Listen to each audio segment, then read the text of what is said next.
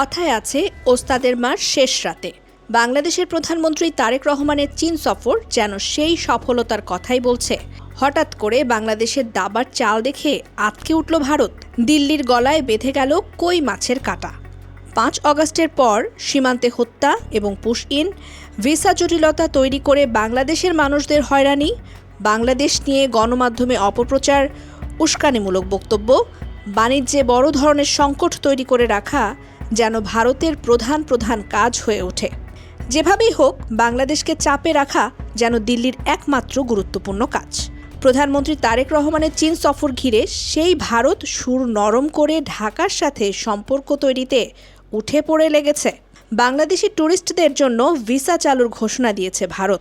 এ যেন কান টানলে মাথা আসার মতো অবস্থা।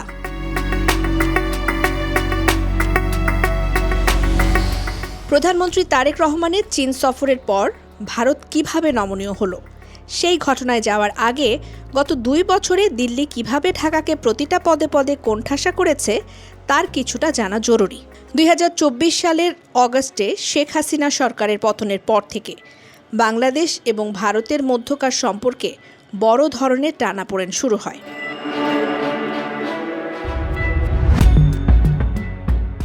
শুরুতেই বাংলাদেশি নাগরিকদের জন্য ভিসা প্রক্রিয়া প্রায় সম্পূর্ণ স্থগিত করে দেয় ভারত। শুধুমাত্র জরুরি মেডিকেল ভিসা চালু রাখা হলেও পর্যটন, ব্যবসা এবং অন্যান্য ভিসা প্রায় ২ বছর ধরে বন্ধ থাকে।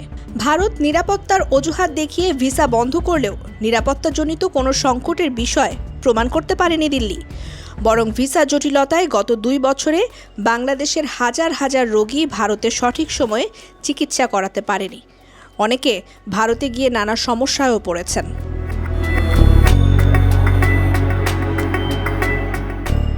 সীমান্তে বাংলাদেশিদের হত্যা এবং মুসলিমদের ধরে পুশ ইন করা হয়ে উঠেছে ভারতীয় সীমান্তরক্ষী বাহিনী বিএসএফের প্রতিদিনের কাজ। এই অত্যাচারের ফলে সীমান্তবর্তী মানুষ অতিষ্ঠ হয়ে উঠেছে। বিজিবির নানা উদ্যোগ নিয়ে পুশ ইন আটকালেও পরিস্থিতি স্বাভাবিক হয়নি। এছাড়া বাণিজ্য ক্ষেত্রে বড় ধরনের বাধা তৈরি করেছে ভারত। দিল্লির রাজনৈতিক দলের নেতা ও মন্ত্রীরা নিয়মিতভাবে বাংলাদেশকে উদ্দেশ্য করে উস্কানিমূলক এবং আক্রমণাত্মক বক্তব্য দিয়ে যাচ্ছে। ভারতের পশ্চিমবঙ্গ এবং আসামের রাজ্য নেতাদের পক্ষ থেকে সীমান্তে অভিবাসী ঠেলে দেয়া, হুমকি প্রদান এবং বাংলাদেশের অভ্যন্তরীণ বিষয়ে হস্তক্ষেপমূলক বিভিন্ন বক্তব্য প্রদান করা হয়, যা বাংলাদেশের সার্বভৌমত্বের পরিপন্থী এবং জনমনে তীব্র ক্ষোভের সৃষ্টি করে যাচ্ছে। ভারতের গণমাধ্যমগুলো বাংলাদেশকে নিয়ে মিথ্যাচার, সেই সাথে অপপ্রচার চালাতে উঠে পড়ে লাগে।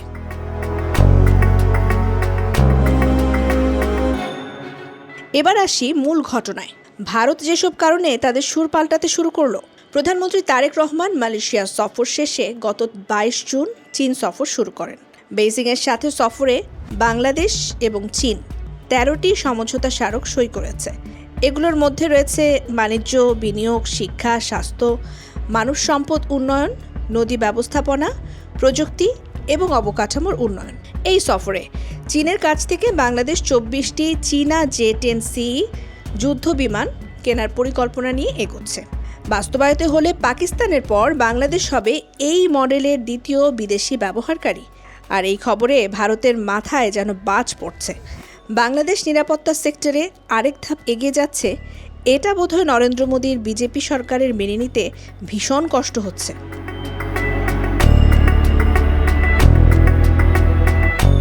তিস্তা নদী নিয়ে ভারত এবং বাংলাদেশের বিরোধ দীর্ঘদিনের।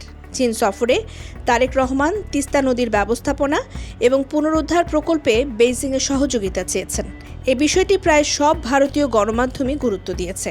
ভারতের গণমাধ্যম টাইমস অফ ইন্ডিয়া লিখেছে, বাগেরহাটের মোংলা বন্দরের পাশে ১১০ একর জমিতে অর্থনৈতিক অঞ্চল ইপিজেড গড়ে তোলার চুক্তি চূড়ান্ত করেছে বাংলাদেশ এবং চীন।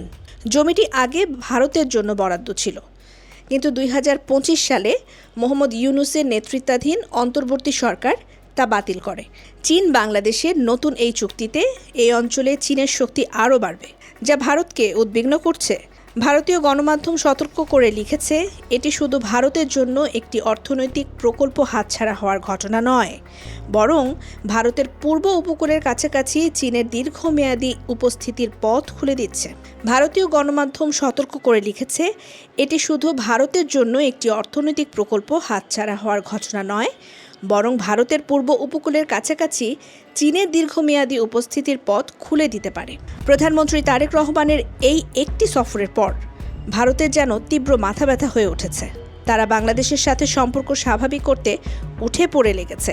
বিশ্লেষকরা বলছেন, 2 বছর ধরে বাংলাদেশকে নানাভাবে কোণঠাসা করে রাখার যে কৌশলে নেমেছিল ভারত, তারেক রহমানের চীন সফরের পর দিল্লি আর সেই অবস্থানে নেই।